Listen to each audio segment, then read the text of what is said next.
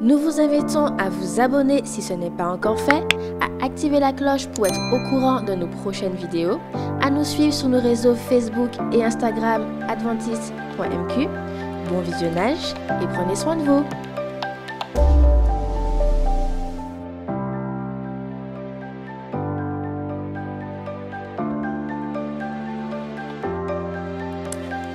Chers frères et sœurs, chers amis internautes, merci de votre fidélité. Alors que nous continuons à vivre ensemble cette semaine de réveil du département de la gestion chrétienne de la vie. Soyons chaque soir au rendez-vous afin d'être rafraîchis et bénis et permettons au Seigneur de parler encore une fois à nos cœurs. Prions ensemble. Céleste Père, c'est ton moment. Puisses-tu nous bénir, puisses-tu nous ouvrir l'esprit et permets que nous puissions nous conformer à ta parole. À l'aide de ton Esprit Saint, nous avons prié au nom de Jésus. Amen. L'histoire de Zachée de Jéricho est une histoire de murs qui tombent. Luc 19, verset 18, parle de la façon dont les murs de séparation dans la vie de Zachée furent brisés et comment les relations entre lui et Dieu et entre lui et les autres ont été restaurées. Son histoire est pleine d'instructions pour quiconque aspire à de meilleures relations. Zachée vivait dans cette ville ancienne, chargée d'histoire, la toute première ville conquise après la traversée du Jourdain par Josué et le peuple d'Israël. C'était un lieu historique. La ville était, une fois de plus, populaire à l'époque de Zachée. En effet, Hérode le Grand avait établi une résidence d'hiver à Jéricho et il est mort en l'an 4 avant Jésus-Christ. La ville était un centre régional et économique à cause de la production de dattes, de vins, d'épices et de parfums. La localisation stratégique de la ville au milieu d'un réseau de routes de l'ancienne Palestine contribuait beaucoup à sa popularité. Et c'est ainsi que marchands, soldats et pèlerins traversaient Jéricho et Zachée, un collecteur d'impôts, prenait avantage de la situation. Et c'est là que l'évangile de Luc introduit Zachée. Voilà ce que nous lisons dans Luc 19, verset 2. « Or, un homme riche appelé Zachée, chef des collecteurs d'impôts. » Son nom révèle qu'il était d'origine juive, mais par profession, il était un officier romain. Ceci l'avait mis dans une position ambiguë et difficile. Les Juifs le considéraient comme un traître à la nation et le haïssaient. On ne l'autorisait pas à participer à la vie communautaire de la synagogue locale. Il était exclu à la fois socialement et religieusement. Pourquoi une personne voudrait-elle endurer un tel rejet? On pourrait trouver la réponse dans la dernière description de Zachée. Il était un homme riche. Il sacrifiait ses relations sociales au profit de l'argent et de biens matériels. Apparemment, Zachée avait du succès dans sa carrière et dans son objectif de devenir riche. Il s'était élevé au rang de chef de collecteur d'impôts. Il était Zachée le performant.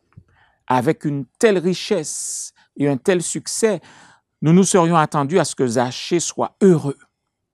Pourtant, il semble que quelque chose manquait dans sa vie.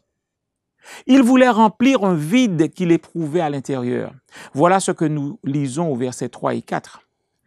Il cherchait à voir qui était Jésus, mais il n'y parvenait pas à cause de la foule, car il était de petite taille.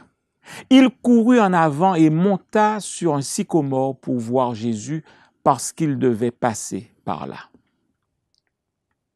Ellen White, dans son commentaire, dans son livre Jésus-Christ, à la page 262, explique le désir de Zachée de voir Jésus en ces mots. Cependant, le riche officier des douanes n'était pas un mondain endurci. Sous des apparences de futilité et d'orgueil, battait un cœur accessible aux influences divines. Le chef des péagers désirait contempler le visage de celui dont les paroles avaient ranimé l'espérance dans son cœur. Son argent et ses richesses ne pouvaient pas enlever son désespoir. Zachée aspirait à des relations autres que celles qu'il avait avec les choses matérielles. Et selon le texte ci-dessus, Zachée a dû surmonter 2 obstacles pour établir cette nouvelle relation. 1, sa petite taille, et 2, la foule dense et hostile. Les relations de qualité ont toujours un coût. Et pour Zachée, ce fut de courir et de grimper à l'arbre avec sa tunique sur lui. Jésus, nous verrons que c'est celui qui abat les murs. Les murailles de Jéricho étaient tombées bien des siècles auparavant lorsque Josué et son armée avaient marché autour d'elle pendant 7 jours.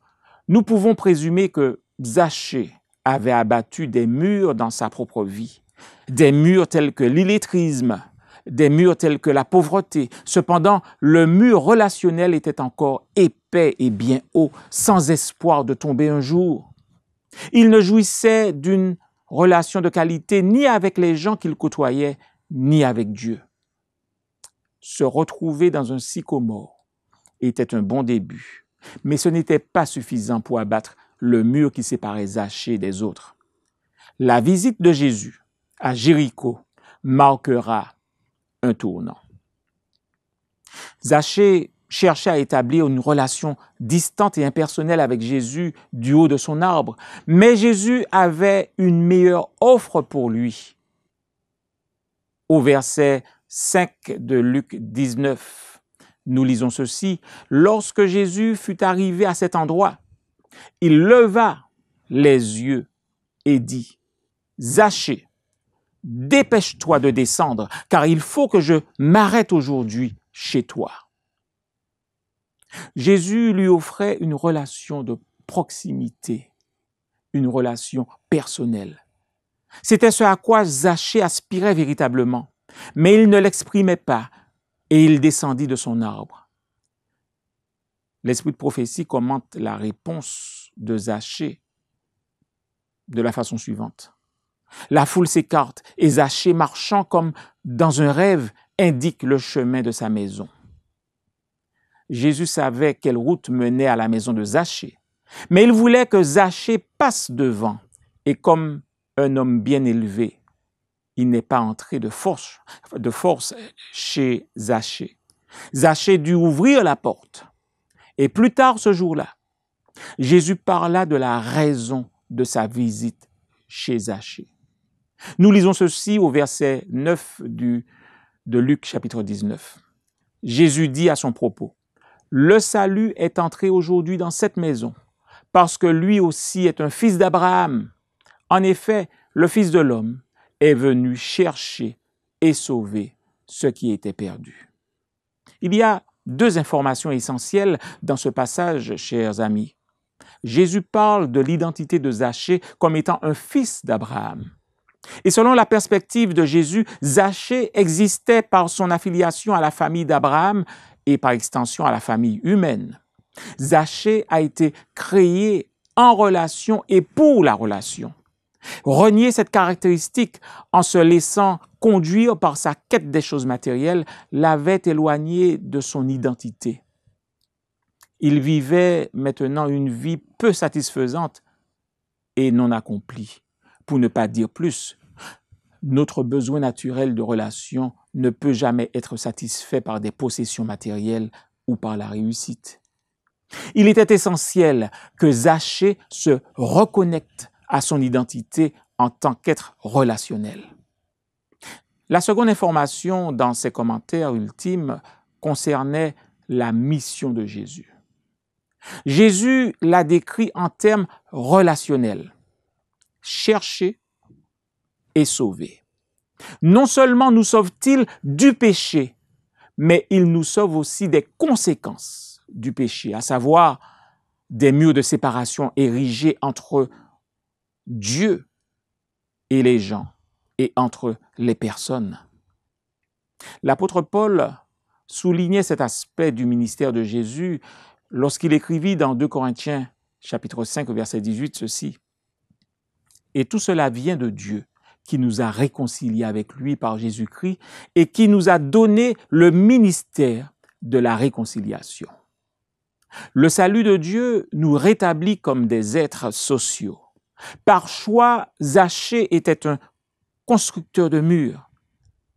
Par grâce et amour, Jésus est devenu le destructeur de murs dans sa vie. La rencontre entre Zachée et le briseur de murs n'a pas été sans restauration. Nous lisons ceci au verset 8 de Luc 19. « Mais Zachée, se tenant devant le Seigneur, lui dit, « Voici, Seigneur, je donne aux pauvres la moitié de mes biens. Et si j'ai fait tort de quelque chose à quelqu'un, je lui rends le quadruple. » Par cette déclaration solennelle et significative, Zachée choisit de ne pas rester assis ou couché. Le constructeur de murs avait finalement décidé de vivre une vie honnête, une vie sans murs. Un des premiers murs qu'il avait décidé d'abattre était le mur de séparation entre riches et pauvres. Zachée, l'homme riche, avait décidé de se reconnecter avec les pauvres. Il ne prenait pas seulement l'engagement de sympathiser, de parler, de jouer ou de prier avec les pauvres, mais aussi de participer à changer leurs conditions de vie. Nous pouvons entretenir 4 types de relations avec ceux qui sont différents de nous. Soit nous n'avons aucune relation, ou alors une relation en bons termes, ou encore une relation intéressée, ou une relation responsable. Zachée, lui, s'est engagé dans une relation responsable. Ce faisant, Zachée a mis en pratique les instructions de celui qui lui avait tendu la main. Instructions trouvées dans le Lévitique, chapitre 25, les versets 35 à 37. Et nous lisons ceci. « Si ton frère devient pauvre et qu'il manque de ressources près de toi, tu le soutiendras, même s'il s'agit d'un étranger ou d'un immigré, afin qu'il vive avec toi. Tu ne tireras de lui ni intérêt, ni profit. Tu craindras ton Dieu et ton frère vivra avec toi. Tu ne lui prêteras pas ton argent à intérêt et tu ne lui prêteras pas ta nourriture pour en tirer profit. » L'ancien Zachée, cupide et égoïste, s'était engagé dans quelque chose d'inimaginable. Cette sorte de relation avec les autres était possible à cause de sa relation intime avec le Sauveur. Quand nous nous connectons à Dieu, nos tendances égoïstes sont vaincues et nous sommes transformés à son image. En plus de partager avec les pauvres, Zachée s'est engagé à rendre ce qu'il avait volé.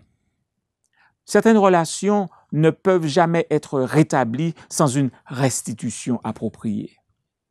Un principe de base est d'assumer la responsabilité de la relation rompue, de reconnaître que nous avons fait du tort à l'autre et de faire tout ce qui est possible pour réparer le mal.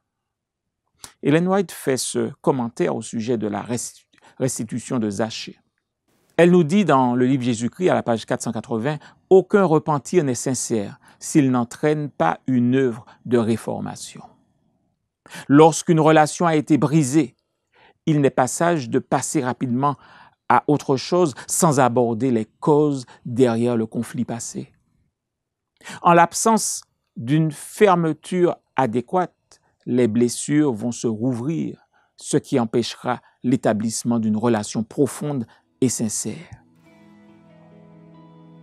En conclusion, chers amis et frères et sœurs, Zachée avait vécu à l'intérieur des murs du matérialisme pendant des années. Il n'était ni heureux ni satisfait. Après sa rencontre avec Jésus, sa relation avec Dieu et les autres est passée avant l'acquisition des richesses. Il était libéré de sa prison dorée. Il est devenu un instrument de liberté pour les autres. Pourquoi N'invitons-nous pas Jésus à agir comme un destructeur de murs dans nos vies? Qu'il en soit ainsi et que le nom de Dieu soit glorifié. Amen. Pour aller plus loin, si vous êtes à l'aise avec l'idée, racontez comment une relation brisée a été restaurée. Comment vous vous êtes senti après cette expérience? Quelqu'un lutte-t-il actuellement pour réparer ou améliorer certaines relations? Souhaitez-vous demander l'aide de Dieu? Ma promesse pour aujourd'hui: améliorer mes relations, grandir dans la fidélité, le pardon et aimer par principe.